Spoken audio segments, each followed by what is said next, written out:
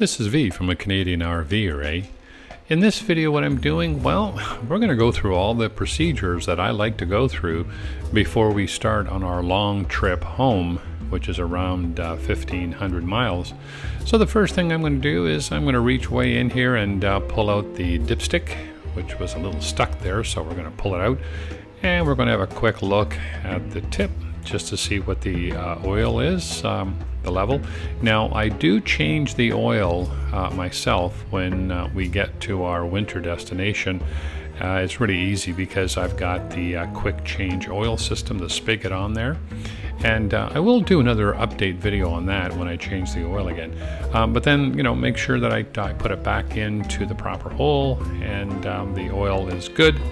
So the next thing that we're going to do is just make sure that this very long oil dipstick goes all the way back and it seats properly.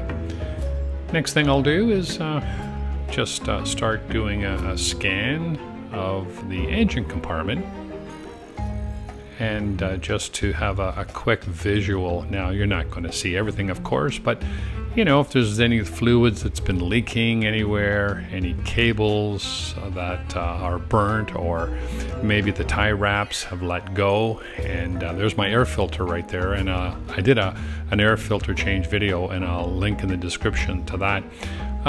The power steering fluids, the air conditioning, the battery, just looking along at the rads, the evaporators and condensers. And so the next thing I'll do is I'm going to get my ViAir out, and what I've done here is I've just sped up the video just to save a bit of time, and I'll put it all together again in high speed. I wish I could move this fast.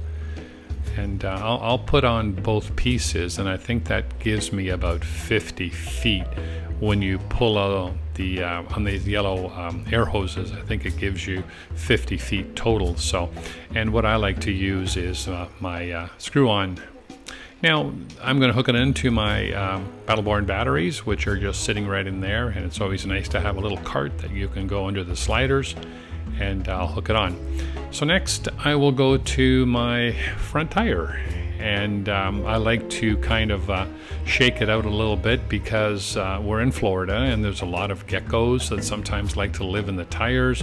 I've even had a black eraser snake go underneath the RV. I don't think they stayed there, but it's always just a good way to make sure that nothing surprises you when you go take the covers off. And of course, I try to keep the covers on as much as possible. In Florida, the sun's quite intense. And these are my brand new Toyo tires that I've just put on last year. And what I do is I like to use the screw-on base, the long black cable that I've just screwed on. And I love my flow-through tire pressure monitoring system, which I don't have to take off anymore to check the pressure. And I run these at 100 psi, and I find that that's a nice pressure for my load.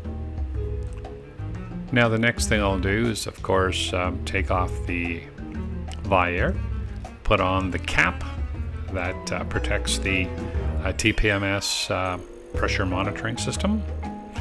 And then the next thing I'll do is the same thing, but I've just sped up the video here again. I will then hook on my ViAir, which is the long rubber hose that I put on there, and I'll make sure that everything is up to 100 psi. And of course, I'm running the video a little faster just to save time. Now the next thing, I like to get on my creeper, and because we're on concrete, it's really simple to do, and I will do pretty well, you might say, a visual just underneath, just to make sure that all the cables, there's nothing burnt, all the tie wraps, nothing hanging. And it's very hard, of course, to do a full visual on it, but it's nice just to be able to go under and look around. I always check. This is the bonnet that I put on my hydraulic system a few years back, so I like to look in there. Underneath the engine, any of the exhaust ports, here is where my true center is. I always like to make sure that there's nothing hanging, there's no wires that have come off, and that all the bolts are on good. And this is the part that fastens to the chassis of the RV. And if you go along, you can see where there's the bezel there, and that's the other part which hooks on to the steering arm. and I like to check that. You can see the rotors haven't been moved for quite a while. I also like to check that to make sure there's no oil. There's my oil filter, nothing dripping.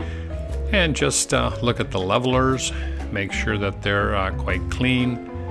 And just to carry on down, the next thing I'll do is look at my stairs to make sure that there's no wires or anything that's dangling off there. And the steps are still out and I've got to remove everything. Again, one quick look at all the linkages, the transmission shifter cable, it's right there. Some more cabling that I've got for my lighting. Looking down my muffler, there's my cat strap on it, and you can't see it from the other side because I'm on the inside of the RV right now. More wiring just to go through all the linkages, make sure that they all look good. The muffler as I'm looking down towards the back of the RV. And there's my LED strips that I installed a few years ago.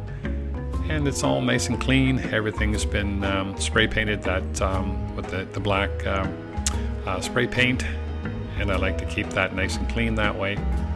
Checking the linkages, making sure they're all good. There's nothing ripped in the rubbers. And again, still pulling my way down to the back of the unit.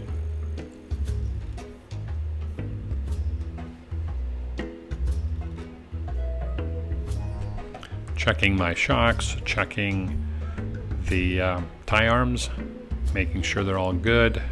Nothing leaking from the back differential.